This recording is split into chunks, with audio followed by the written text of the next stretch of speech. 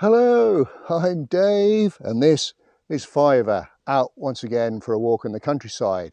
Thanks for joining us. Now today we're at a little place called Arne in Dorset, and it's located on the Arne Peninsula that protrudes out into Poole Harbour in Dorset, about 4 miles east of Wareham. And he's seen a squirrel already. Now, a slightly different walk today. At the moment, I don't know exactly where I'm going to go and how far I'm going to walk. So I'll put a map up on screen now to show you where we went, but probably going to be 3.5, 4 miles, something like this. So let me tell you a little bit about Arne. Well, the area around here is owned and run these days by the Royal Society for the Protection of Birds, and I parked at the car park here. It was a £5 fee, and it's got an interesting history. The village of Arne itself doesn't appear in the Domesday Book. Indeed, it was first recorded in 1268, although I have seen another source that said 1285, and it gets its name from, well, Old English urn for house, or hair, heaps of stones. But the village was owned by Shaftesbury Abbey until the dissolution of monasteries, but it was never very big, and the population in 1894 was only 123. Well, before we start, let me have a quick reading from a book by our old friend Sir Frederick Treves, his Highways and Byways in Dorset, that he wrote in 1906. Got to have my glasses for this. Arne is an oasis in the heath close to the sea, a small cultivated promontory rendered fertile by the laborious importation of chalk to mix with the sand. In the time of Richard II, the settlement belonged to the monastery of Shaftesbury. There were then 24 tenants, all of whom had plumbi. The plumbum was a leaden token or ticket which admitted the tenant upon one or more public days to dinner in the abbey.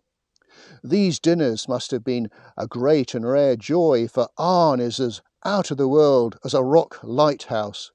It is now a pleasant little hamlet under the shelter of a hill covered with gorse, oaks and ash trees. Here is a very ancient chapel, the Grey Chapel of Arne. The early English window still looks across the haven to the open sea, and the original altar stone, still in use, is marked with the 5 consecration crosses. Well, we've been talking about the church, let's have a look at it. It's just behind me here. And it's the Church of St Nicholas, and it dates to around 1200, and it consists of a single cell chancel and nave with a south porch. It was restored in the 19th century and again in 1952. I think it's got 1 bell. Okay, we'll have a quick peep inside. I'm pleased to say there are some automatic lights. So there's the font down there on the left, and then just behind there's an organ in the right hand side there. As I say, it's a single cell. I love the candles on the side. And there's the pulpit, wooden, and then the sort of chancel end with the altar and the window behind it. I've just noticed this little chap hanging by the light. Well, whilst I hold on to his lordship here, he's after that squirrel. Let me tell you just a little bit more about the church. I'm going to quote from this lovely book, Walking in Dorset, by Joan Begbie. The humble 13th century church is reached by stone steps and an avenue of Irish yews. It's built of the heath's brown stone, is roofed and buttressed with the sterner Purbeck stuff, and is simple as the life of the hamlet itself. In its nave are black beams which look as if they had known service at sea. Its windows are hoary lancelets, its piscina has a lovely narrow canopy with plain rows of pleats for mouldings, and the altar is a fine stone slab with the crosses cut upon it at its consecration.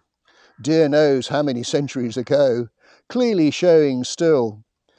But its supreme grace is its east window, a triple lancet without ornament and innocent of stained glass, so that fresh from your prayers you may look up and see, like a vision of the Isles of the Blessed, the harbours, islands floating against the sky on blue and brilliant waters. I love the prose. Now, the thing is, both Joan Begbie and Sir Frederick Treves wrote their pieces before the Second World War, and things certainly changed here at Arne after that. Well, before we carry on with the walk, let me tell you a little bit more about the history of Arne, particularly after the Second World War. Well, actually, back in the First World War, a Royal Naval cordite factory was established at Holton Heath to the north of here, on the other side of the Wareham Channel. Cordite is a type of explosive. And the factory was reactivated in the Second World War to make gun propellants for the Admiralty. Most of the site there now is actually a nature reserve. But obviously in the Second World War it was an important factory, so a starfish decoy site was constructed on Arne Peninsula here.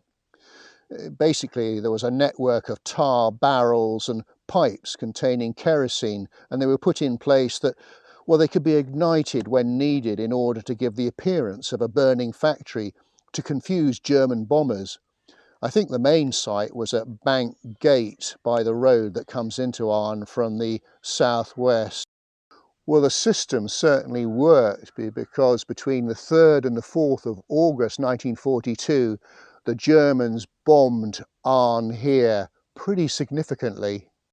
Of course, they thought they were bombing the factory to the north. Some 700 bombs were dropped that resulted in at least 200 craters, many of which can still be seen today.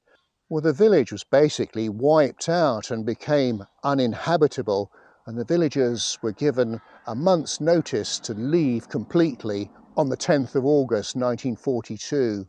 It was then used by the authorities for troop training leading up to D-Day. The village remained derelict then until the mid to late 1950s.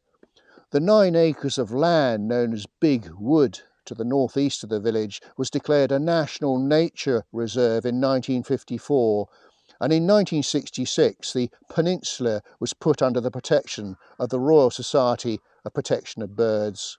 Now, I should point out that dogs are allowed at Arne, but they must be on a lead at all times. Now, I've made a little detour to the west of the church to look at something.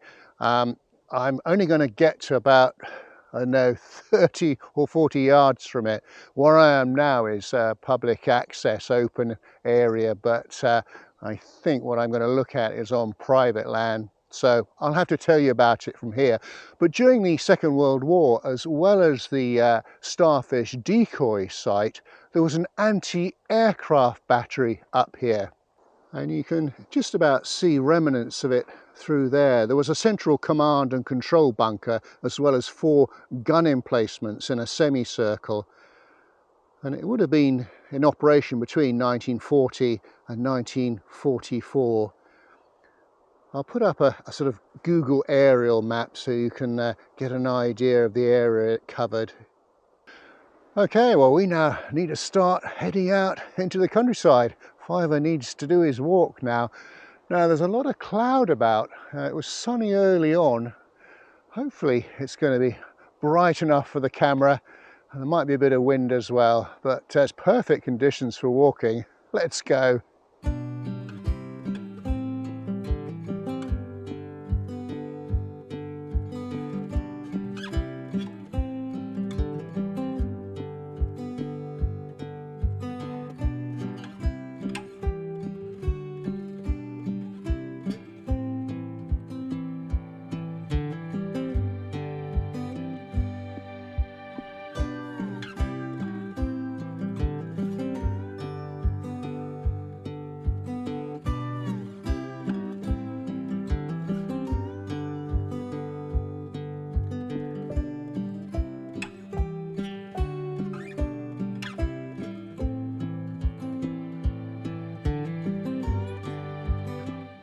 Oh wow, well, this is our first view of the day, looking over to the south, and I can just about see Corfe Castle on the mound in between the two ridges in the distance there, and then panning across, the heather beginning to come out now. I'm filming in August, so you'd expect it to be out by now. And then this is a stretch of water, is sort of the edge of Poole Harbour. Oh, it's so peaceful today. It's so tranquil. Well, Fiver's certainly enjoying this walk. Lots of new smells. We're keeping our eye out for various wildlife. Although it's quite a big car park and it's very popular, it's one of those places that once you're out on the trails, you don't feel as though it's that busy. Alright, what have we got here? Dumbledore Trail, named after the old Dorset word for bumblebee. Well, there you go. I don't think we'll go through there. It looks as though it's an area where there are seeker deer, so we'll carry on towards Shipstal Point.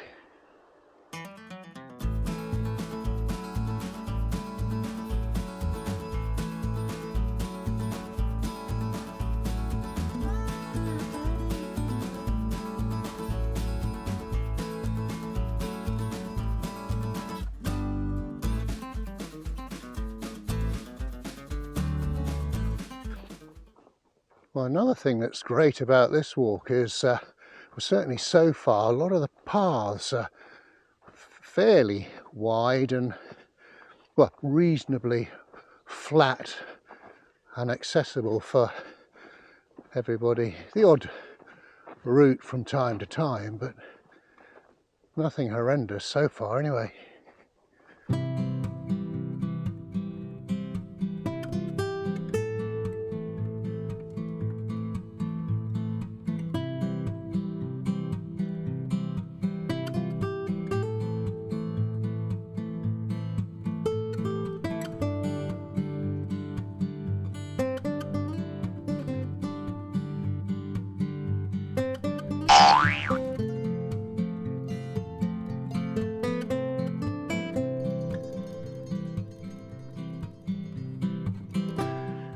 Another little spot for a quite gorgeous view.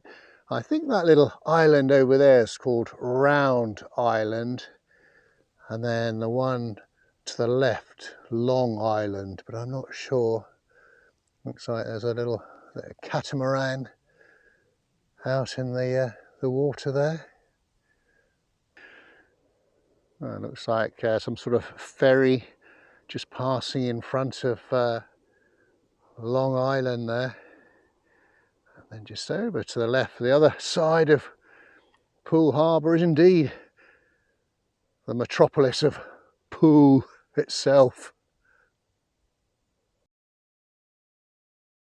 Gosh, it's almost like a little, well, sandy beach here, just right up to the edge of Poole Harbour.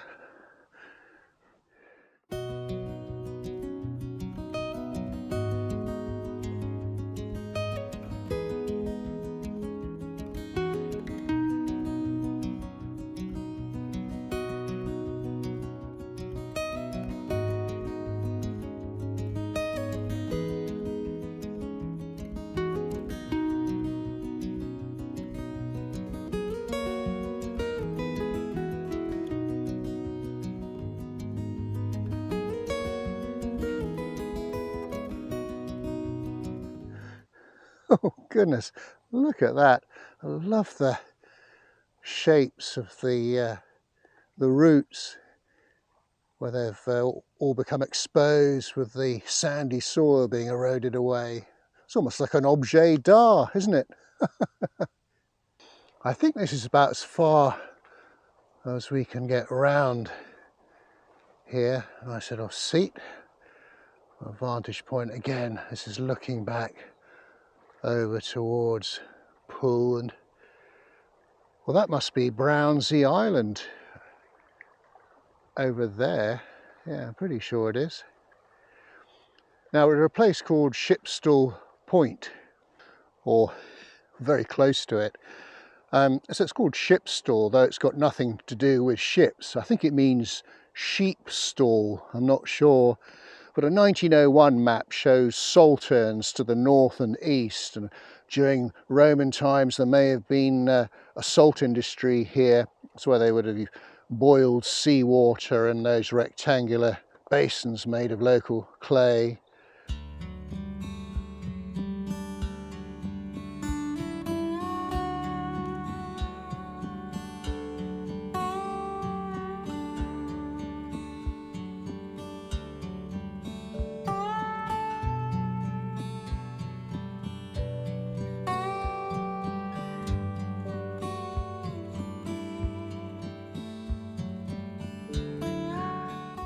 Oh, I love this little section here. We've almost got a private beach to ourselves, and the sand is so light and soft. And you can just hear the waves gently lapping against the shore, but it is quite peaceful. What a gorgeous setting. Well, there are certainly plenty of signposts around here, so it looks like our next destination is Shipstal Hyde and Big Wood. Well, I've seen a few of these today, ants' nests, and these are those big black southern wood ants that are much bigger than the ones that we get at home in the garden.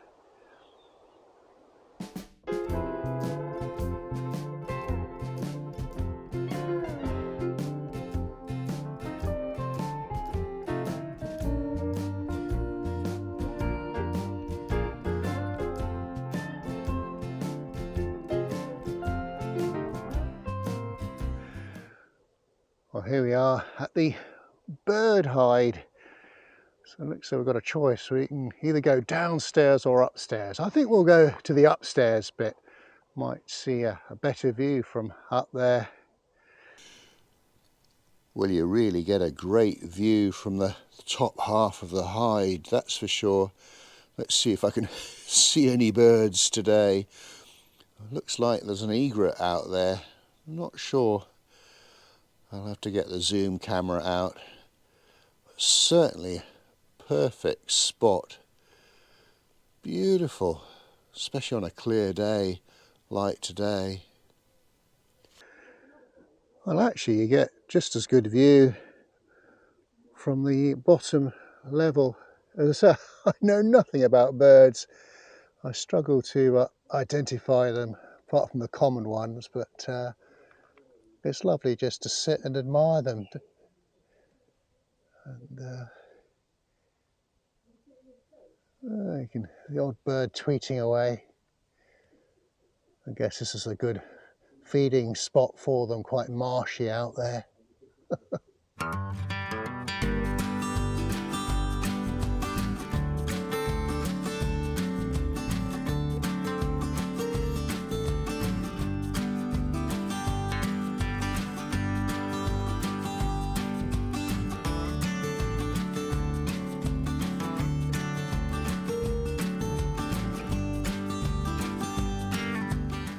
Well, I think this is the top end of Big Wood. Such a variety of trees here. Got a little silver birch there, and then a bit of rhododendron, and then pine tree. It's a lovely little view through there, isn't it? You've got the obviously trees up front, and then through I can see the marshland beyond, and then beyond that the Poole Harbour. Quite exquisite.